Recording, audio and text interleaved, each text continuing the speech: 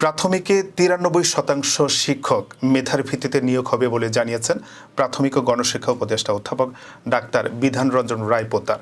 তিনি বলেন, প্রাথমিকে ৯৩% শিক্ষক নিয়োগ মেধার ভিত্তিতে, থাকছে না কোনো পোষ্যকতা। সেই সঙ্গে প্রাথমিক শিক্ষার মান উন্নয়নে শিক্ষক নিয়োগে প্রি সার্ভিস প্রশিক্ষণের উপর গুরুত্ব আরোপ করেছেন তিনি। রোববার খুলনা বিভাগীয় কমিশনারের কার্যালয়ে খুলনা বিভাগের বিভাগীয় কর্মকর্তাদের সঙ্গে মতবিনিময়কালে এসব কথা বলেন তিনি। প্রধান অতিথির বক্তব্যে উপদেষ্টা বলেন, প্রাথমিক শিক্ষার মান উন্নয়নে প্রাথমিকের বাজেট বৃদ্ধি সময়ের দাবি। প্রাথমিক পর্যায়ে মানসম্মত শিক্ষা ব্যবস্থা গড়ে তোলা প্রাথমিক ও গণশিক্ষা মন্ত্রণালয়ের একার পক্ষে সম্ভব নয়। এজন্য দরকার সমাজের সবার সামগ্রিক অংশগ্রহণ। এ লক্ষ্য অর্জনে তিনি সবার সহযোগিতা কামনা করেন।